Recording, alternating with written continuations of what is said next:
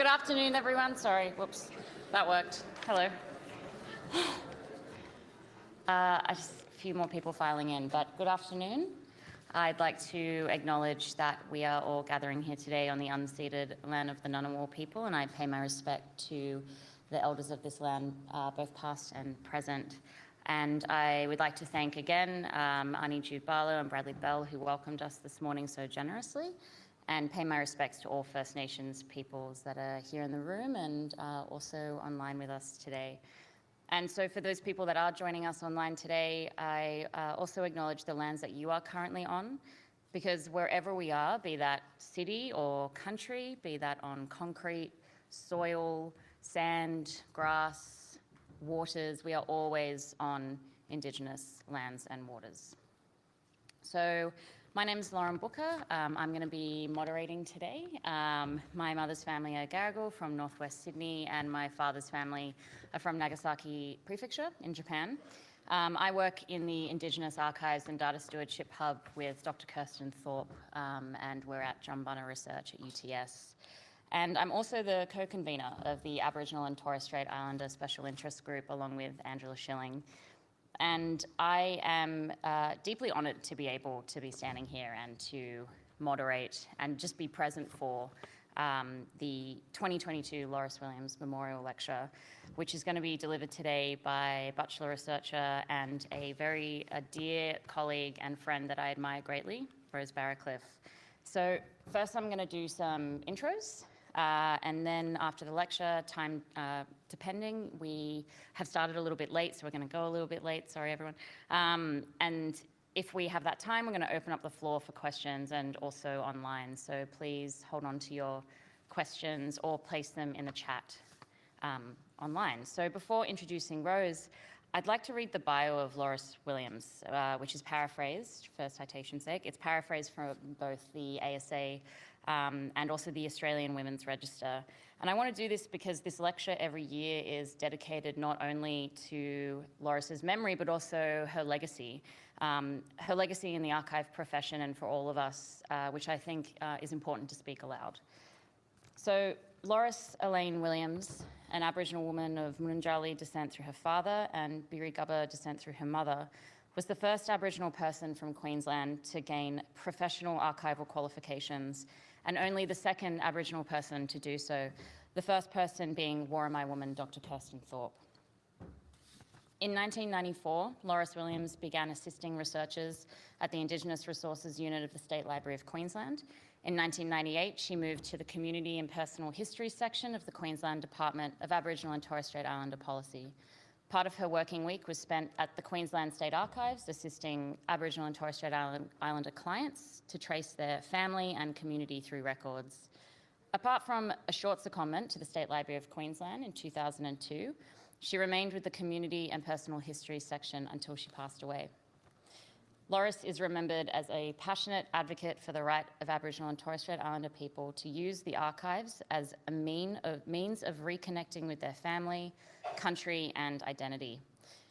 Loris spoke of the need to have qualified Indigenous staff in the archives and record-keeping sector. She was an early member of ATSILEARN and served as president in 2000. She was also a member of the Indigenous advisory committees of both the Queensland Museum and the State Library of Queensland. She served as convener of the ASA Indigenous Special Interest Group, which is now the Aboriginal and Torres Strait Islander SIG, from 2003 to 2005. And it was during that time that the SIG produced the brochure Pathways to Your Future and Our Past, Careers for Indigenous Peoples in Archives and Records. And this brochure was to encourage Indigenous peoples to train as archivists and records managers. And this brochure and this work directly paved the way for the ASA scholarship that is being offered, and that deservedly bears Loris's name. And so with that, I'd like to introduce Rose Barrowcliffe. Rose is a bachelor researcher who has recently completed her doctorate at the University of the Sunshine Coast. Rose's research examines the representation of Indigenous peoples in archives and how that impacts historical narratives. Her research is grounded in a case study of the Gurri Research Archive as an agent of representation of bachelor history. In 2021, she won the Manda Jones Award for her Indigenous Archives Collective blog post, which focused on collecting practices through the lens of the 2020 Black Lives Matter uprising. And if you haven't read that, please It's the first thing you should do. That blog started conversations across Australia about how archival practice was measuring up against institution statements of intent and reconciliation action plans. Yesterday, Rose was awarded the Sigrid McCausland's Emerging Writers Award and had an amazing entrance for anyone that was there. Definitely needs to win an award for that. The paper is titled Closing the Narrative Gap, and it's based on the IAC blog post. Rose's research outside of her doctorate includes a recent audit of Aboriginal and Torres Strait Islander original collections at Nesler Libraries. In 2021, Rose was appointed the inaugural First Nations Archives Advisor to the Queensland State Archives, and I feel like I can't say enough how incredible that is as an achievement. And this appointment coincided with the Queensland Government's Path to Treaty commitment. Rose's work within QSA is helping to guide not only internal practice, but also various government agencies in how records can be used for Indigenous self-determination during the truth-telling and treaty process. In addition to her research and advisory role, Rose is also a member of the Queensland Government's Department of Community, Housing and Digital Economy's First Nations Leadership Group. She's also a member of the Healing Foundation's Historic Records Task Force. Rose is also an very active member of the Indigenous Archives Collective, which is a group of predominantly Indigenous GLAM sector workers who campaign for Indigenous rights in collecting institutions. And yesterday we learnt that in 2023, Rose will be taking up the role of postdoctoral research fellow at Macquarie University's Centre for Global Indigenous Futures. Congratulations, Rose. Rose's postdoc project is titled Making the Right to Know Possible, Metadata for Discovery and Access of Records that Relate to Aboriginal Torres Strait Islander Peoples. And this project will be conducted in collaboration with Community and Queensland State Archives and explores embedding Indigenous worldviews in record metadata to support access and discovery for Aboriginal and Torres Strait Islander people. So with that close of the bio, please join me in welcoming Rose to deliver the 2022 Loris Williams Memorial Lecture.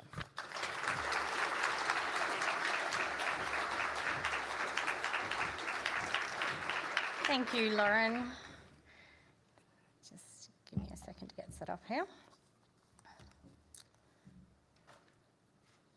So, by way of cultural introduction, I am Butchulla through my matrilineal side and Yorkshire English Australian through my father's side. Through my mother, my families are the Bird family, which originates from the Juru lands, and Gala, which are the traditional owners of what is now called the Fraser Coast and adjacent islands, the most famous of which is Gurri, also known as Fraser Island. I just want to caveat this speech by saying how hard it was to pull together my thoughts on the many points around the rights of Indigenous people in archives. It's a growing area of research and discussion, and as we evolve our practice, it is becoming more and more complex. I also want to flag that I know the perception is that you somehow get smarter by doing a PhD, but having just submitted my doctorate a month ago, I feel like my brain is mush, so forewarned. Well, and I can say that nothing triggers imposter syndrome like being asked to speak in honour of such a giant to both Aboriginal and Torres Strait Islander people, as well as archive professionals. So, now that I've lowered your expectations, I'm going to give it my best shot. Loris Williams is remembered for the path she forged in Aboriginal and Torres Strait Islander people in the archival profession. She made a large impact in a short time because she brought her own experience as an Indigenous user of the archive to her career in archives. Loris fought for the principle that access should not be part of the trauma that can result from archives. She campaigned for easy access for stolen generation families, higher employment of Indigenous people in archives, and that archives be aware of the great joy and trauma that records can bring Indigenous peoples.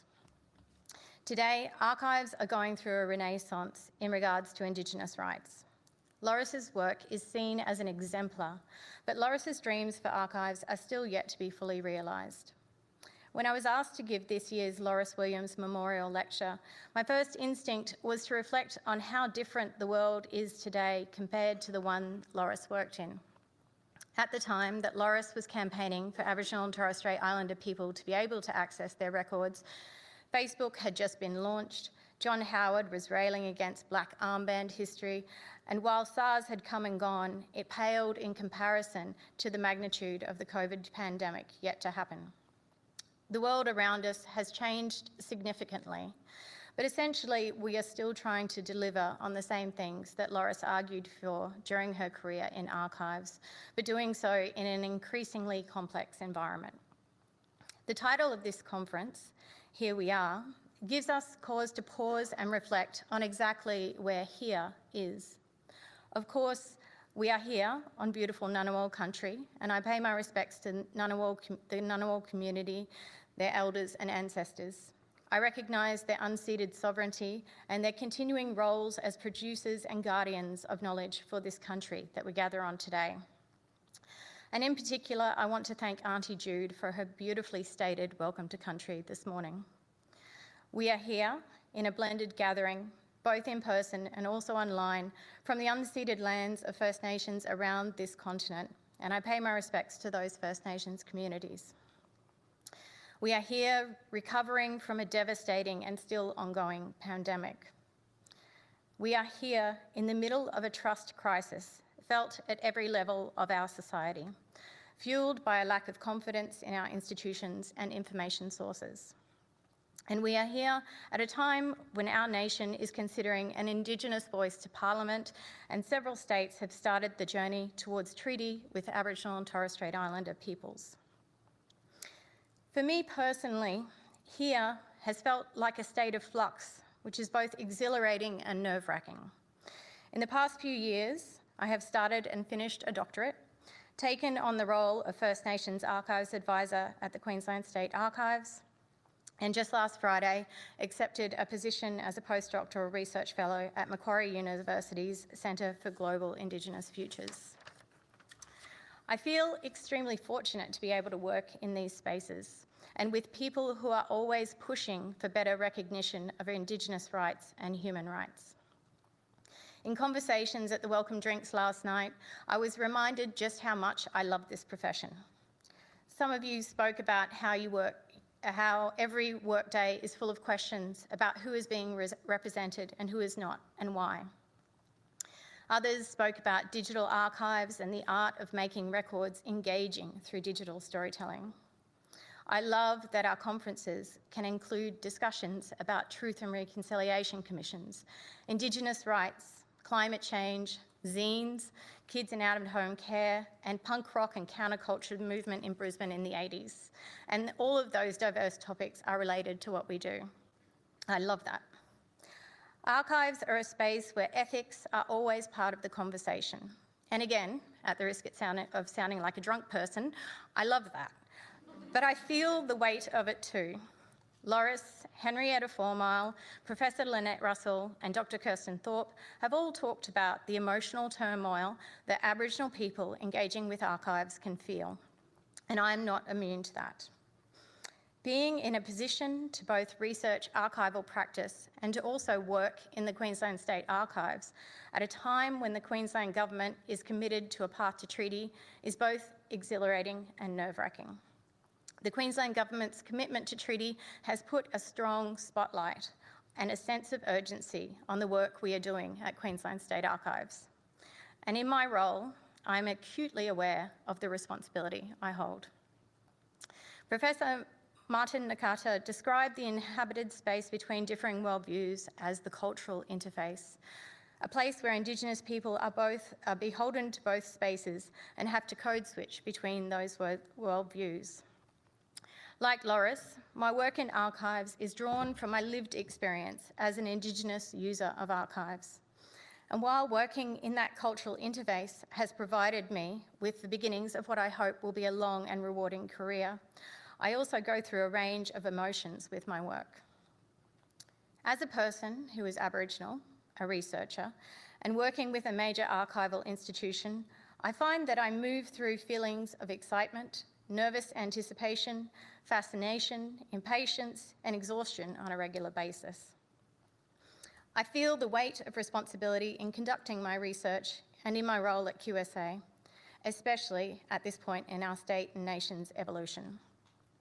Reciprocity, or as Sean Wilson refers to it, relational accountability, is always on my mind as I consider how archives can support the difficult conversations that need to happen about truth-telling, integrity, and accountability. And while I am excited by the sense of urgency that treaties create around truth-telling, I am also aware that the work of supporting informed dialogues should not be thought of as a short-term activity specific to the treaty process. Through the funding and negotiations for treaties, we have the opportunity to change our practice to make sure truth-telling is always central to what we do. If we consider our role as memory workers within a framework of relational accountability to First Nations, then we must see this as part of the core business of archives. Loris fought for Aboriginal and Torres Strait Islander people's right to access their records, and certainly that was a huge focus during the 1990s and early 2000s. This morning, Simon mentioned the Bringing Them Home report and its impact. The Bringing Them Home report, released in 1997, devoted a whole chapter to the importance of record ownership and access by Aboriginal and Torres Strait Islander people. The report expanded on a key recommendation from the Royal Commission into Aboriginal Deaths in Custody, released in 1991, which connected Aboriginal people's ability to know their history with their identity and self-esteem. Confidence is saying, here we are, and knowing exactly where here is, as a person, as a community, and as a society. Both the Royal Commission into Aboriginal Deaths in Custody and the Bringing Them Home report saw the key role that archives and archival records can play in supporting knowledge building as a bedrock of identity building. Where we have come from, what factors have influenced our lives and the lives of those that affect ours, the narratives that are told about us, and the narratives we tell ourselves. These are all important in understanding ourselves as individuals and as people. It is this knowledge of history, the understanding of the context we all find ourselves within, that brings us to this point in our colonial nation's journey, where truth-telling is at the forefront of minds. And like individuals, the ability to know our history is tied to our identity and self-esteem as a nation. Some of you may have seen Rachel Perkins' new documentary series, The Australian Wars, recently screened on SBS. The documentary series tells the story of the spread of colonial violence from Gadigal country to Tasmania, then up into Queensland and across to Western Australia. The series brings together the research of historians from around the country, many of which use archival sources for their research. It includes the work that Dr. Jonathan Richards has done on Native police at the Queensland State Archives. The series has received a lot of publicity, to the point that one day, walking along the beach after work, I was chatting with a stranger and we got to talking about the work we do. And I mentioned that, of course, that I do work with QSA. And he remarked on the series, the Australian Wars series. He told me that he had intentionally avoided watching the documentary series because he is a veteran and a proud Australian, and he didn't want to feel any less proud of either of those things. He felt that his identity as a person and as an Australian would be threatened by learning about the First Wars. It gave me pause when he told me that. I assured him that the intention of the documentary series is not to make veterans feel any less proud of their service. It is not intended to detract from military service at all. Rather, the documentary series argues that we need to extend that same respect to the first warriors who fought to protect their traditional country in the face of invasion from foreign forces. And that is true. But I want to say something to you that I held back from saying to that man. And that is that it is a privilege to choose whether or not you want to learn about First Wars and colonial violence. Aboriginal and Torres Strait Islander people have not had and do not have that privilege. We have had those histories that tell of massacres or rapes or other traumatic lived experiences passed down through our families because they are about our families. Even when we do not know the history or the details of colonial violence, we live every day with the repercussions of it. While many Aboriginal and Torres Strait Islander people come to the archive to learn histories that they don't know, many also come looking for evidence to support the histories we do know. Histories that have long been silenced, dismissed, minimalised and trivialised. I want to circle back to something else Simon said this morning. Simon, if you're in the audience, sorry, I'm not picking on you. And he talked about his discomfort with speaking on issues that affect Aboriginal and Torres Strait Islander people in archives. As just 3% of the population, we need non-Indigenous people to speak on these issues too. As leaders in the archive profession, we need you to speak about these issues. We need you to call out mistruths, misinformation, trivialisation, and the maligning of Indigenous trauma, and to encourage other non-Indigenous Australians to engage with difficult truths. I would like to think that if it were any of you on the beach having that conversation with that stranger, you would also have explained to him why learning about First Wars is so important for all Australians. So yes, please, speak up. But more importantly, we need you to raise up Indigenous people to speak for ourselves, to support us in owning our own histories and narratives and be able to control those histories and narratives. We need you to make space for us to tell our own stories, if and when we choose to do so, and respect the times when we don't. This is supporting the right to know and the right of reply. These days, the right to know and right of reply are key rights for Indigenous people. It is these two rights, I feel, that underpin the truth-telling process associated with treaty. When I grew up, I heard stories of massacres on our traditional country only from my mum. I wasn't taught them in history class, and none of my friends, some of them multi-generational locals, knew the same story.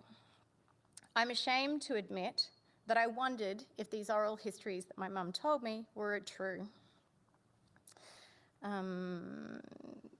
Nothing undermines self-confidence like not knowing whether you can believe your own mum.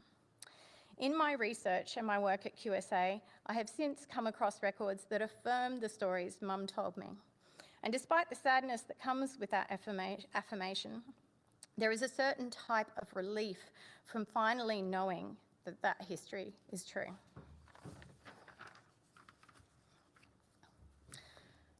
Two of the main reactions to the Australian Wars documentary series has been shock by non-Indigenous people about how little they knew of the massacres, and questions about why aren't we taught this in schools.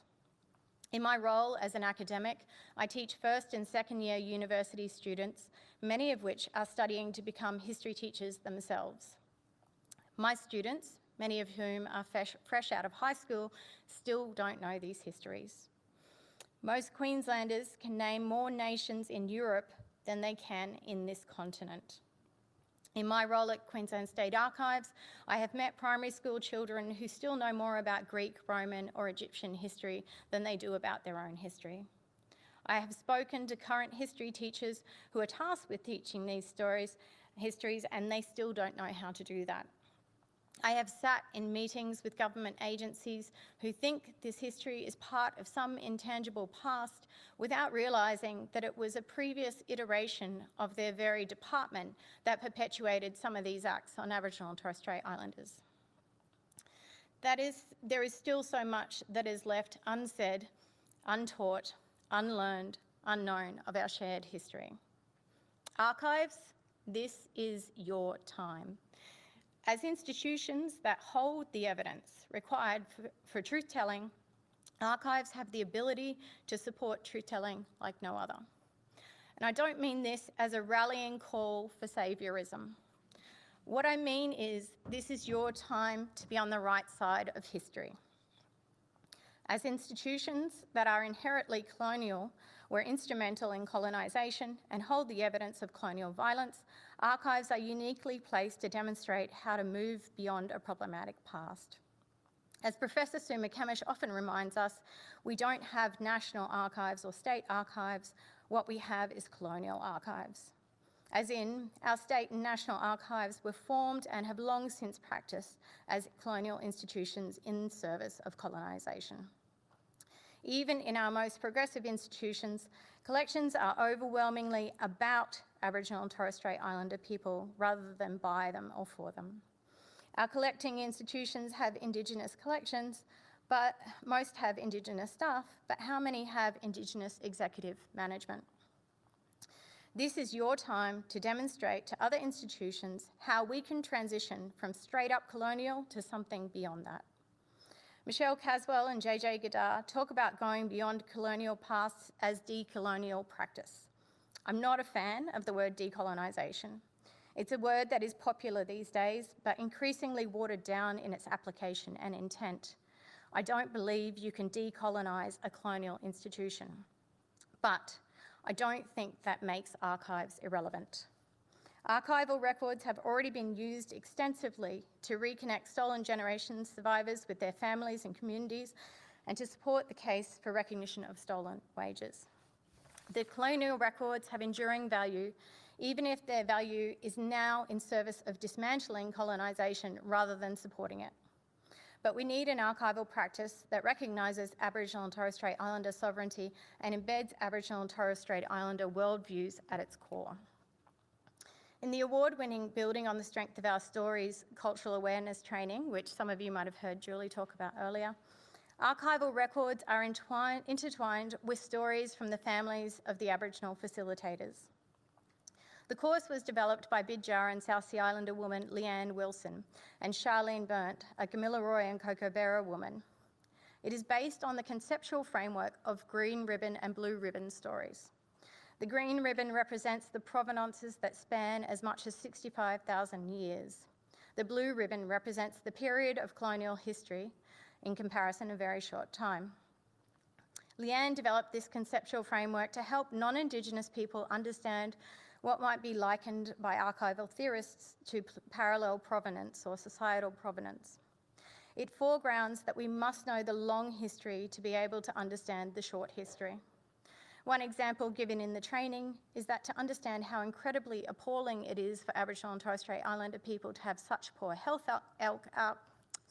outcomes, we must also understand that in Queensland, it was the stolen wages of Aboriginal and Torres Strait Islander people that helped build our network of hospitals across the state. My research supports the broadening of narratives and concepts. I examined the representation of Indigenous people in archives, which is really a catch-all way of saying looking at archives through an Indigenous lens. In my doctorate, I considered the right to know, and it was immediately obvious to me that my understanding of right to know was fundamentally different to most people's. Most people think right to know means you have the right to know about records and information about you, and I don't disagree with that. But as an Indigenous person, I believe that we have the right to know about any records that relate to our traditional country. The reason I think this is because our country holds our green ribbon stories. I also often argue that the role of archives needs to be broadened. Archives in this era have the responsibility that goes beyond simply preserving and managing records. Your responsibility extends to ensuring that dialogues about important issues are supported by access to evidence. Sometimes, perhaps even often, doing that work means making sure everyone knows about the evidence of difficult histories. Of course, archives play a pivotal part in knowing our history, but just as an event happening does not automatically result in a record, having records does not automatically result in those records informing our history.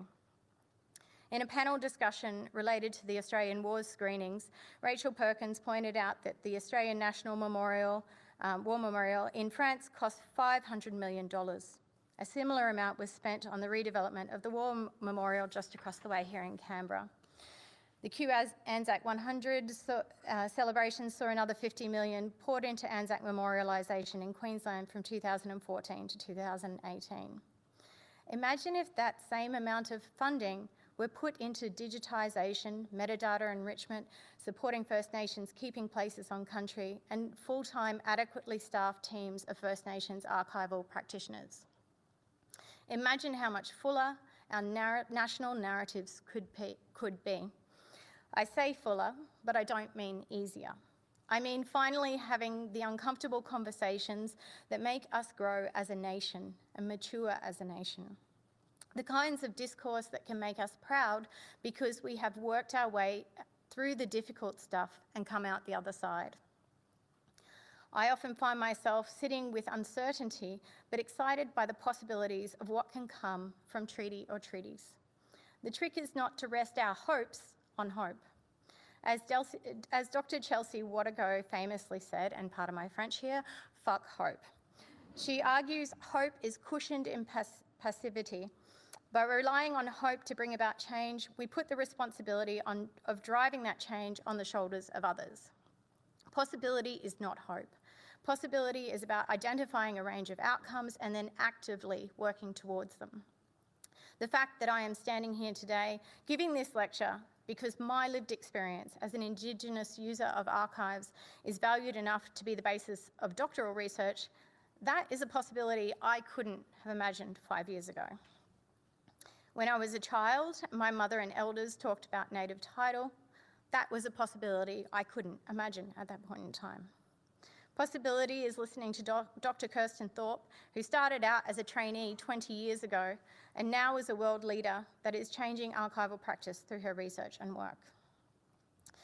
That Loris Williams could start working in archives in her 40s and make a huge impact in such a short time seems like an impossibility, and yet here we are. Right now, there are so many possibilities for archives to act on.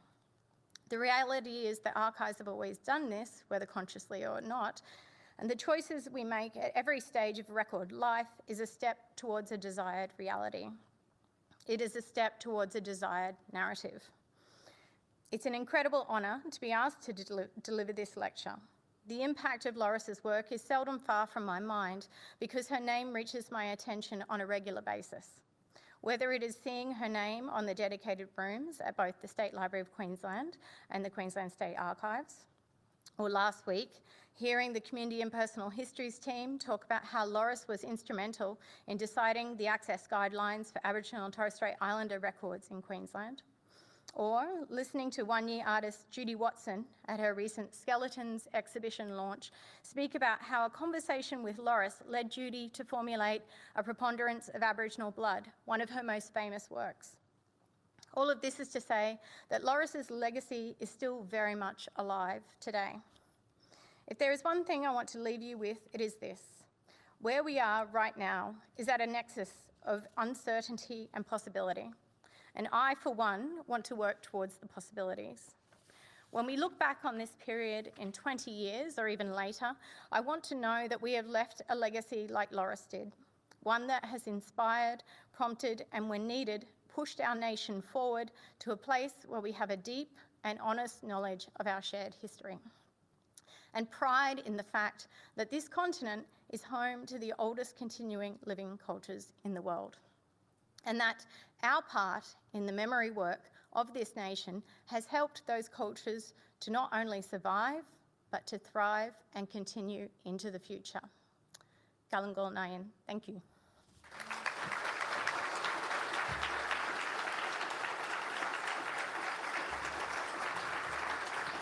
My timer didn't work. Oh, 3 seconds, not bad. Thank you so much, Rose. So now we have a bit of time, because we started late, for questions. And I think we're going to do a mix of potentially some online questions and some in-the-room questions as well.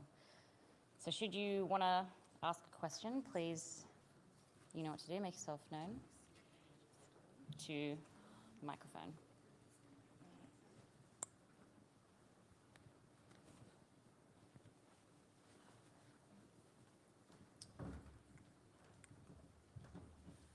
To get everyone thinking. Rose, thank you so much. And always, Julia Mant here, you know, when I think back to Loris, so I love this lecture every year that we have because it does take you back, and it's quite extraordinary when you went through her legacy. That's just a reflection there. But remind me, how did you come to archives, and how do you look back at that time now with this, PhD, doctorate already there, and all the experiences that you've had. Is this working? Yeah. Funnily enough, my path into archives is really quite similar to Loris's in that I was restarting my life effectively, my early 40s, and I was chauffeuring my mum around, which was like my primary role, and she was going to a conference at University of Sunshine Coast, and they hold the Gurri Research Archive there, which is about my traditional country. So firstly, we heard about this archive at the conference, and none of the Butchulla people in the room had ever heard about the archive, but it's called the Gurri Research Archive, so it literally uses our language name for country. And then the elders asked to see the archive, and they were told that it didn't have any Indigenous content. And then, so we started going down and looking through the records, and my mum and I and some of the other elders. And what was really obvious is that, firstly, there was a lot of Butchulla content in there, but you just wouldn't know if you weren't Butchulla, because you need to know the family names and you need to understand some of the history of place and time. And so anyway, that really got me thinking about not so much the content, but the why, like the why and the how. How can you have an archive about our traditional country using our language name and not have talked to Butchulla people at all? Obviously, that's an extreme case, and not to drop USC in it, but they're not. Anyone who is a trained archivist, I think, would have done that process of putting together that collection and the archive differently. But yeah, that's really what started me off. I just want to go back to a time, Julia, I don't know if you remember this. So my first conference in 2019, which was at Adelaide, if anyone was at Adelaide, it was the joint ICA, ASA, Parbica. It was huge, absolutely huge. And I was just starstruck by everyone because I'd just started my PhD. I remember totally stalking Lauren and Kirsten and Monica and being like, hi. But I remember sitting next to you on that Friday for the Indigenous workshop day and just turning to you like a total, and just going, I want to speak at the next conference. And you must have thought I was a total weirdo. Anyway, I just think it's really funny that was only back in 2019. And I think it probably speaks to, it's still seen as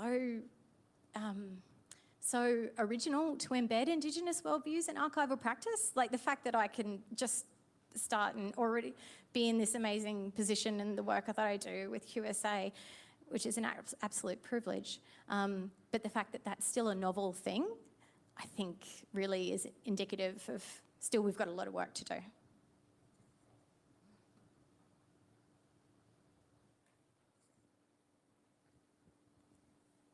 Anyone else in the room? Do we have any questions online? Everyone just wants to go home. Not yet.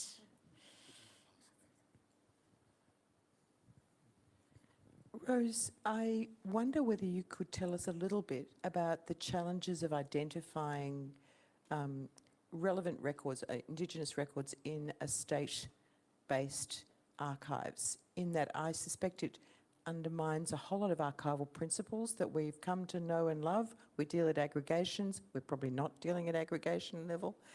How could you reflect on whether that is the case or not? Yeah, well, a lot of my research is based on right to know, and which really hinges on the question of relevance, right? Where can we expect right to know as Indigenous people? And that's really where I came to the conclusion that if we truly believe that First Nations are sovereign nations and the traditional and continuing traditional owners of that land, then anything about that country is relevant. So that goes far beyond just personal records, and like I know there's so much amazing work that's been done by Find and Connect and Community and Personal Histories and Link Up, but they very much focus on certain types of records, and that's been very necessary. I'd like to see us move beyond that understanding of what's relevant and really start thinking, and I hope that treaty will do this in Queensland to some extent, where we're really treating First Nations as sovereign nations. One of the comparisons I use to illustrate this is that if you search for Butchulla in the QSA catalogue or National Archives in different, I've tried this in various catalogues, you get, I think it's 5 results now, right? But if you search for, say, Monaco or Liechtenstein or some other very small nation, both geographically, population-wise, possibly even economically, similar to what the Butchulla Nation would represent, you get thousands of records, right? So there's really tangible differences to the outcomes of embedding sovereignty in something like metadata, for example, and that's about broadening that understanding of relevance.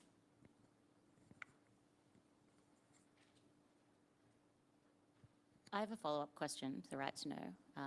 We talk about the right to know a lot, and what do you, in your experience, I guess, across QSA, also throughout your PhD work, what is one of, or if not the biggest challenge or greatest barrier to implementing the right to know? Okay, not to do a pitch on my postdoc, but metadata for me is one of the most tangible, or an area where we can have the most tangible impact on right to know, and just making records discoverable is a really big,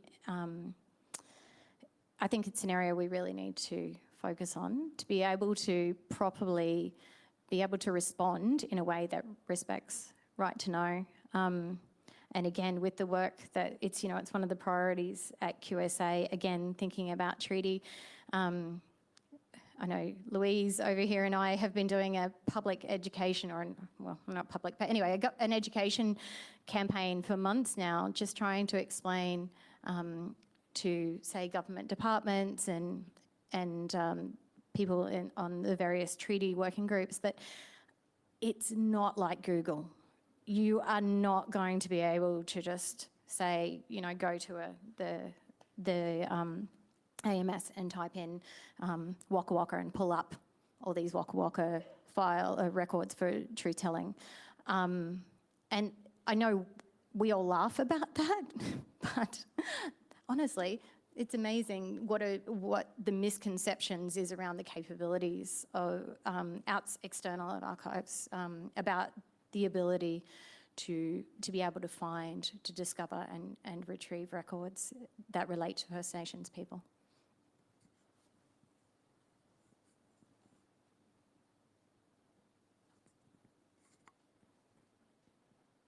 5 minutes, we have 5 minutes left. Oh, we've got another.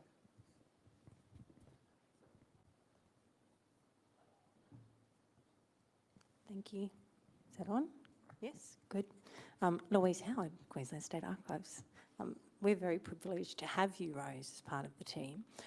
One of the expressions that Dr. Thorpe used this morning was strategic temporality, and that idea that we're in a moment of time where we've got some plastic hours, we've got the conversation around voice to parliament, we've got the conversation around treaty in a number of states. I guess, bit of a comment, bit of a question, what can we do to ensure that we maintain that momentum? Because we know that progress like this is not linear. We look at the changes that are happening in places like the States when it comes to Roe versus Wade and things like that. We know that when we make change, we make cultural kind of movement, that there has to be a momentum behind it. How do we keep that going? Your thoughts? Yeah, great question. I think to use I think it's a US military term, there has to be something of a winning hearts and minds. Like there's a bit of a public awareness campaign. I go back to that conversation with the guy on the beach. I think, there's no point preaching to the choir about a lot of this stuff. We need to slowly build the base so we don't. This morning someone mentioned that the funding cycles are very much dependent on who's in power and what their priorities are, and then they move on. I think we've got to make that a bit more systematic, and so we're not at the whim of political funding cycles. I know in Queensland it's certainly something that Julie was just talking about in her presentation earlier. Currently, all the stars are aligned in Queensland, and it's really exciting to be working in that space. But there's definitely this mantra going on of quick, go, go, go, get as much done as you possibly can because we don't know where we're going to be, and a bit of panic. And I think while we're doing all that really hard work as quickly as we possibly can, we need to, and I guess this goes back to trust and accountability, we need to make sure we're doing that transparently and explaining why we're doing it and how we're doing it. So there's, I guess, a broad buy-in in the work and why it needs to be done.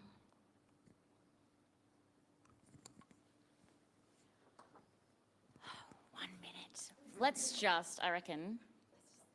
just applaud Rose for a minute.